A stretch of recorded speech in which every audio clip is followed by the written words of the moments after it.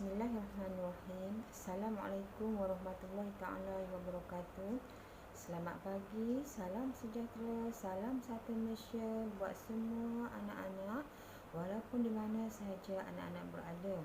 Cikgu doakan semoga anak-anak sentiasa mendapat keberkatan, sentiasa berada di bawah rahmat Allah dan sentiasa diberi perlindungan oleh Allah Subhanahu Wa Taala.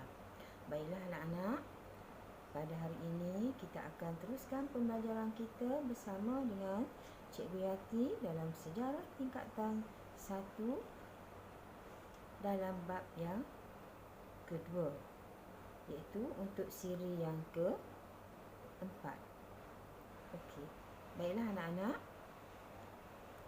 untuk siri yang keempat pada hari ini, cikgu akan mulakan pembelajaran kita dengan tajuk-tajuk yang telah cikgu janjikan pada minggu lepas, iaitu tajuk 2.4, 2.5 dan 2.6.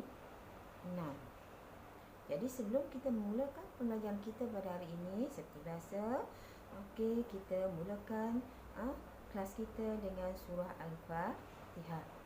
Sama-sama kita membaca surah Al-Fatihah ya anak-anak.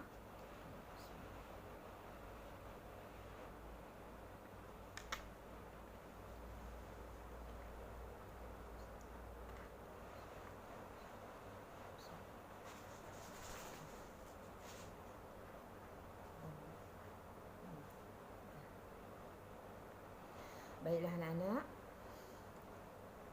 kita teruskan kepada pembelajaran kita pada hari ini, iaitu kita tengok tajuk 2.4, iaitu ciri-ciri zaman air batu akhir. Kalau sebelum ni anak-anak kita belajar berkaitan dengan garis masa zaman air batu, jadi untuk siri yang keempat ini kita akan teruskan pembelajaran kita dengan tajuk ciri-ciri zaman air batu akhir. Apa dia ciri-ciri zaman air batu akhir? Di sini kita dapati ada 6 ciri zaman air batu akhir. Namun begitu, sebelum kita pergi kepada ciri-ciri tersebut, terlebih dahulu kita lihat dulu perkembangan zaman air batu pada masa ini.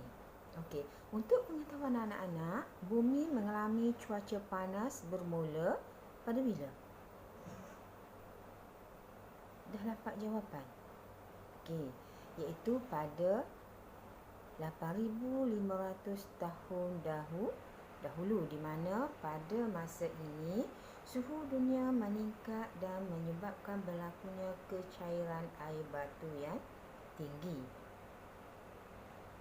Jadi untuk anak lebih memahami, lebih mendalami berkaitan dengan ciri-ciri zaman air batu akhir, cikgu rasa anak-anak boleh tunjukkan ataupun boleh rujuk buku teks anak-anak di ataupun pada muka surat 34 dan juga 35.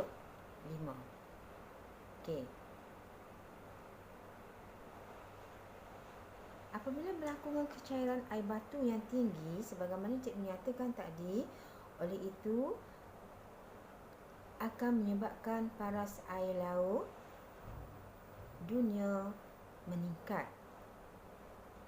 Jadi apabila berlakunya peningkatan paras air laut, apa kesannya anak-anak? Apa yang berlaku kepada dunia ataupun bumi kita pada masa itu? Mesti akan berlaku sesuatu. Daripada air batu yang membeku, daripada ais yang beku dan sebagainya, selepas itu ais itu berlaku kecairan dari semasa ke semasa. Apabila berlakunya peningkatan suhu dan sebagainya, jadi apa berlaku pada dunia pada hari itu? Yang pertama sudah semestinya kesannya kepada bumi ini ialah terbentuknya bukit bukau ataupun gunung ganang. Dan seterusnya ialah kita akan nampak lebih jelas di sini, kawasan tanah tinggi mula kelihatan. Dan kita akan dapat perbezaan antara kawasan daratan dan juga kawasan tasik ataupun kawasan yang berair dan sebagainya. Dan pada masa ini juga anak-anak kena ingat terbentuknya pulau dan sebagainya. Di dunia ini terdiri daripada banyak beratus-ratus pulau, beribu-ribu pulau di seluruh dunia. Jadi, apabila berlakunya kecairan air batu ini, maka kita dapati kawasan bumi yang dilitupi oleh ais tersebut telah mula mencair, dan kita dapati di sinilah terbentuknya tasik, pulau dan juga kawasan-kawasan daratan. Jadi apabila berlakunya keadaan sedemikian, maka apa berlaku kepada kehidupan pada masa itu? Terutamanya binatang dan juga tumbuh-tumbuhan dan sebagainya. Okey, kita dapati apabila berlakunya keadaan sedemikian, haiwan-haiwan yang selama ini tinggal di satu kawasan sejuk dan sebagainya, mereka mula mencari habitat mereka masing-masing. Ada yang pergi ke kawasan yang mempunyai air, dan ada binatang-binatang ataupun tumbuh-tumbuhan yang akan hidup di kawasan daratan dan sebagainya. Okey, selain itu perubahan cuaca juga telah berlaku, iaitu cuaca pada masa ini tidak lagi sejuk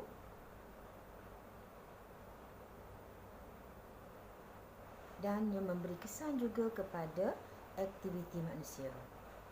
Cuaca pada masa ini, perubahan cuaca pada selain itu perubahan cuaca yang tidak lagi sejuk telah memberi kesan kepada aktiviti manusia pada masa tersebut. Bagaimana dengan aktiviti manusia pada masa tersebut? Cuba anak-anak fikir. Sedangkan kita katakan binatang telah mula mencari habitat mereka masing-masing, manusia pun sama. Mereka telah mula melaksanakan ataupun menjalankan aktiviti harian mereka mengikut kesesuaian semasa ataupun kesesuaian iklim yang ada pada masa itu. Pada masa ini, manusia telah mula menjalankan aktiviti pertanian, salah satu daripadanya.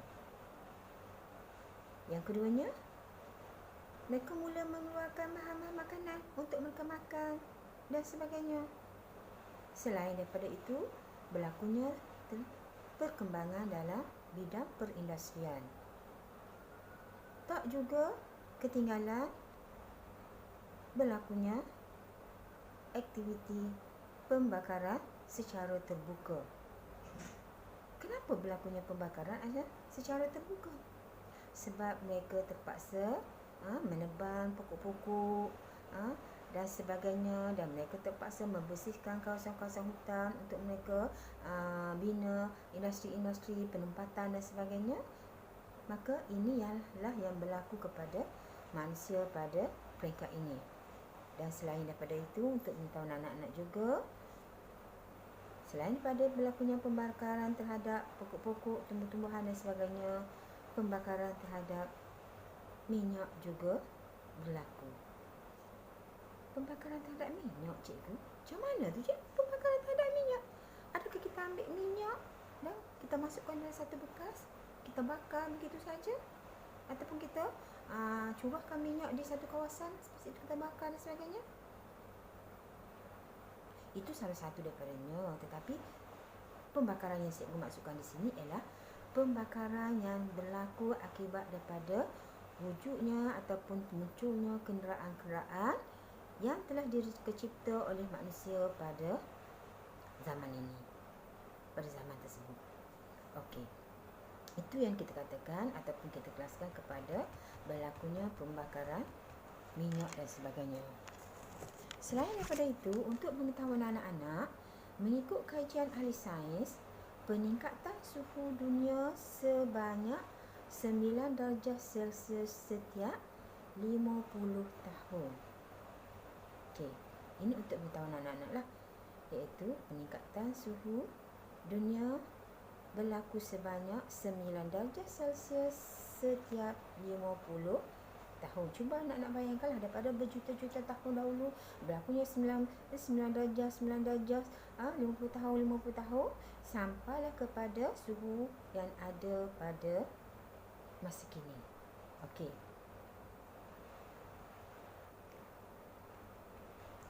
Untuk pengetahuan anak-anak, kita pergi kepada tajuk kita yang nak kita lihat pada hari ini, iaitu 2.4, iaitu ciri-ciri khusus zaman air batu, di mana ciri-ciri ini berbeza dengan zaman-zaman yang lain.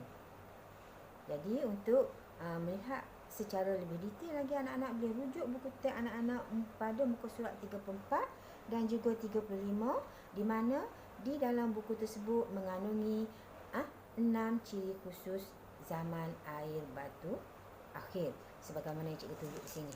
Cuba anak-anak rujuk buku teks anak-anak. Di sini kita dapati ada ciri-ciri khusus berkaitan dengan zaman air batu. Okey, air batu akhir lah. Okey. Kita tengok satu persatu ya anak-anak. Apakah ciri-ciri tersebut? Okey. Untuk pengetahuan anak-anak, ciri yang pertama zaman air batu akhir ialah dari segi fizikal bumi. Bagaimana pula dengan fizikal bumi? Pada masa ini kita dapati permukaan air laut yang membeku, yang menyebabkan sebahagian besar bumi telah dilitupi oleh ais. Okey. Itu ciri fizikal bumi. Maknanya di sini bumi kita dilitupi oleh ais. Iaitu kita tidak dapat bezakan antara daratan dan juga lautan. Pada masa inilah. Okey. Selepas itu bagaimana pula dengan paras air laut ataupun aras air laut? Ciri yang kedua. Begitu juga dengan aras air laut juga membeku pada paras yang rendah. Pulau-pulau bersambung dengan tanah besar dan ini memudahkan manusia untuk bergerak ataupun berpindah ataupun migrasi daripada satu kawasan ke satu kawasan yang lain. Sebab mereka tidak ada lautan, mereka tidak perlu melalui laut dan sebagainya, air dan sebagainya. Sebab kawasan yang berair ataupun yang dikatakan sebagai lautan itu telah membeku. Okey. Seterusnya, bagaimana pula dengan ciri yang ketiga pada zaman air batu akhir ini? Dari segi binatang. Keadaan binatang. Okey. Binatang pada masa ini terutamanya seperti mamut. Mereka binatang-binatang ini berbulu tebal. Selain daripada itu, kita dapati badak, kuda dan singa tinggal di kawasan-kawasan yang tanah pamah yang sejuk. Walau bagaimanapun, mereka telah biasa dan mereka telah menjadi kebiasaan dan mereka boleh tinggal di kawasan-kawasan tersebut. Okey. Tumbuhan pula macam mana? Okey, tumbuhan utama yang ada pada masa ini ialah seperti rumput dan juga tumbuhan ini yang menjala di kawasan daratan tersebut. Dan begitu juga dengan ciri yang seterusnya, iaitu suhu kan anak-anak. Okey, suhu. Bagaimana dengan suhu anak-anak? Adakah panas? Cuba tengok dalam buku teks anak-anak. Di bahagian ciri suhu. Okey. Jumpa tak? Cikgu rasa anak-anak dah jumpa suhu di mana suhu dunia pada masa ini terlalu sejuk. Di mana dunia pada ketika ini dipenuhi salji, terutamanya di kawasan-kawasan tertentu seperti kawasan kutub dan juga di benua-benua ataupun di benua Eropah. Kawasan ini masih dilitupi oleh salji, masih ditutupi oleh ais batu dan sebagainya. Kita pergi pula kepada ciri yang terakhir untuk zaman air batu akhir ini. Apa dia anak-anak ciri yang terakhir? Kita ada ciri yang pertama tadi, fizikal bumi. Yang kedua, bagaimana dengan keadaan binatang. Bagaimana pula dengan keadaan aras laut. Bagaimana pula dengan keadaan tumbuhan. Kita dah bincang berkaitan dengan suhu, bagaimana keadaan suhu pada masa ini. Dan kita pergi kepada ciri yang terakhir. Apa dia anak-anak? Iaitu berkaitan dengan kehidupan manusia. Bagaimana pula dengan kehidupan manusia anak-anak? Anak-anak rujuk buku tiap anak-anak buku surat 34 dan 35, di mana di situ dinyatakan bahawa terdapat manusia yang tinggal di kawasan tanah pamah yang sejuk. Dan mereka ini hidup secara nomad dan kegiatan harian mereka ialah mereka memburu binatang. Binatang-binatang yang mereka buru itu mereka jadikan sebagai makanan mereka, dan kulit-kulit binatang ataupun bulu-bulu binatang yang tebal itu mereka jadikan sebagai pakaian mereka untuk menutupi tubuh mereka daripada kesejukan suhu pada zaman air batu tersebut. Okey. Kita telah habis anak-anak berkaitan dengan zaman ataupun ciri-ciri zaman air batu akhir. Seterusnya kita pergi kepada tajuk yang seterusnya, iaitu 2.5, iaitu perubahan yang berlaku pada zaman air batu akhir.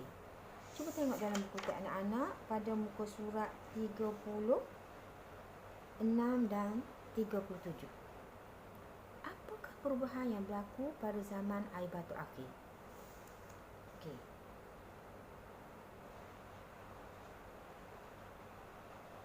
Jumpa tak anak-anak? Apa perubahan yang boleh kita dapat daripada tajuk ni terhadap zaman air batu akhir? Okey. Cikgu rasa anak-anak dah jumpa. Tapi bagi yang tak jumpa, dengar apa yang cikgu nak bagi tahu. Okey.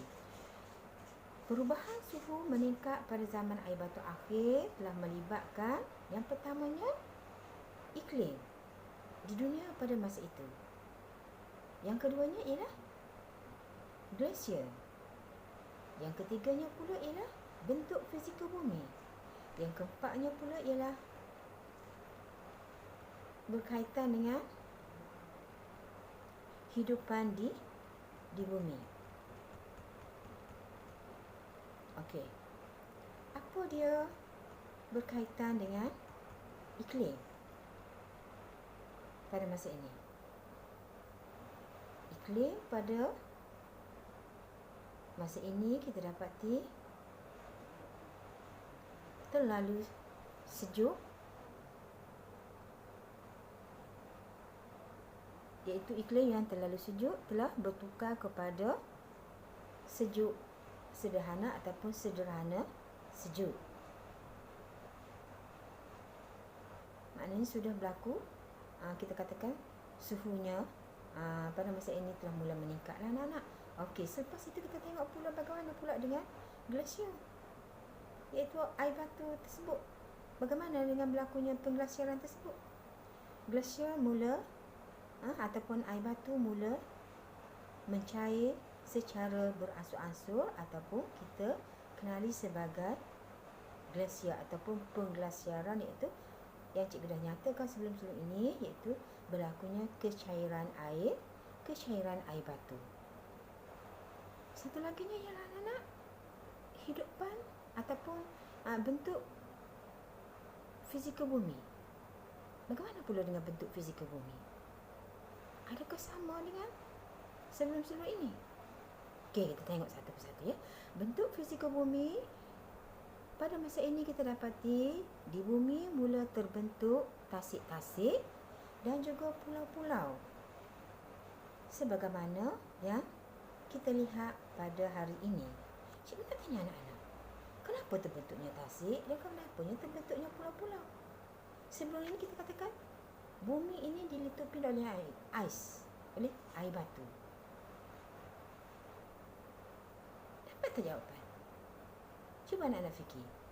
Kenapa lepas pada berlakunya kecairan air batu dan sebagainya, kita dapati terbentuknya pulau, terbentuknya tasik dan sebagainya. Kerana kita dapati pada peringkat awal dahulu kita dapati bumi telah diliputi oleh ais. Lepas itu apabila berlakunya kecairan air batu, mana kita dapati kawasan yang tinggi akan timbul dan kawasan yang rendah akan tenggelam ataupun akan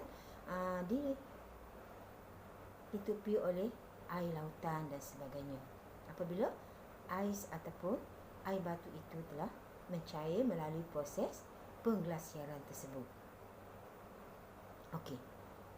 Bagaimana pula dengan hidupan di bumi, iaitu manusia dan juga haiwan? Bagaimana ya anak-anak? Okey, manusia sudah mula bergerak dan mula membentuk kediaman masing-masing, dan kediaman mereka ataupun pergerakan mereka sesuaikan dengan iklim pada masa itu, dan aktiviti mereka ataupun aktiviti harian mereka juga mereka sesuaikan dengan perubahan iklim yang berlaku pada masa tersebut. Okey, haiwan pula macam mana? Haiwan pada masa ini telah beransur-ansur berlaku kepupusan.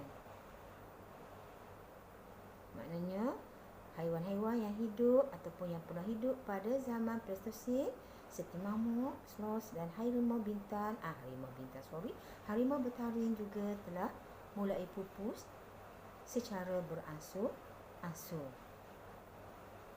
Dan selepas itu apabila berlaku kecairan, apabila berlaku perubahan semasa ke semasa, maka kita dapatilah haiwan-haiwan yang ada pada hari ini sebagaimana yang kita tengok pada hari ini. Sebagaimana anak-anak tengok haiwan-haiwan di zoo lah. Okey.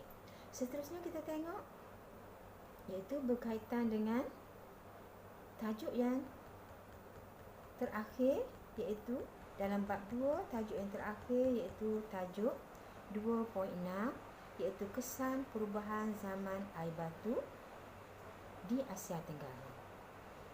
Okey. Pencairan air batu yang berlaku di seluruh dunia termasuklah juga Asia Tenggara. Asia Tenggara tidak ketinggalan berlakunya kecairan air batu tersebut. Sebab kita tahu bahawa sebelum ini berjuta-juta tahun yang lalu dunia ini diliputi oleh air batu. Maka air batu itu akan beransur-ansur cair semasa ke semasa mengikut iklim, suhu selepas ataupun pada masa tersebut dan semasa ke semasa. Jadi kesan perubahan zaman air batu di Asia Tenggara ialah kita boleh lihat apabila berlakunya kecairan air batu, kita telah dapat lihat di sini ialah tenggelamnya pentas Sunda, dan keadaan bumi adalah seperti bentuk bumi yang ada pada hari ini. Anak-anak pernah dengar ada perkataan pentas Sunda? Pentas Sunda iaitu apa dia? Pentas Sunda ialah kawasan daratan ataupun tanah rendah yang ada di sekitar kepulauan Asia Tenggara. Jadi sebagaimana cikgu dah nyatakan tadi, apabila berlakunya kecairan air batu, maka dengan secara automatik kawasan tanah tinggi akan timbul menjadi daratan, iaitu pulau, manakala kawasan-kawasan yang rendah akan ditenggelami oleh air dan secara tidak langsung akan menjadi lautan dan sebagainya.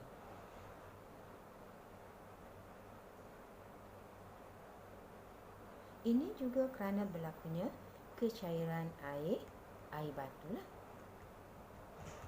Okay.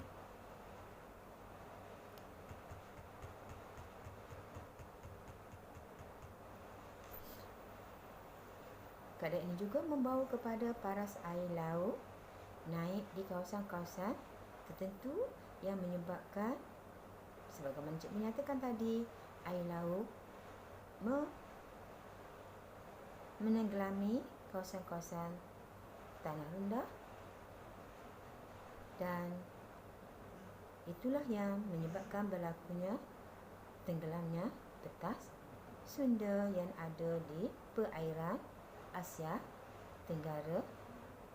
Dan kita dapati hari ini Asia Tenggara sebagaimana yang anak-anak boleh lihat pada hari ini, di mana kita dapati negara-negaranya seperti Malaysia, negara-negara yang ada di Indochina yang terdiri daripada Thailand, Vietnam,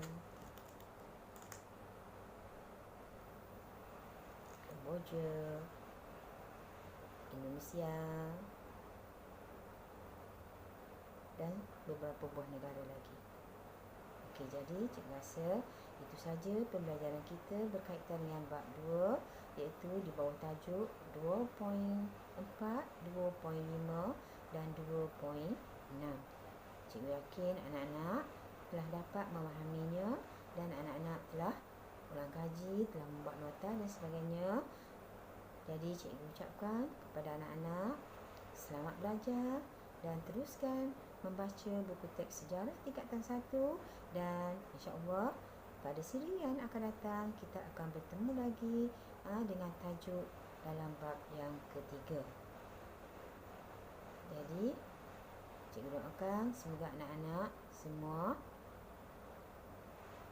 rajin-rajin belajar dan terus ulang kaji tanpa rasa jemu dan sebagainya. Okey, cikgu sudahi kelas kita pada hari ini dengan Assalamualaikum warahmatullahi taala wabarakatuh.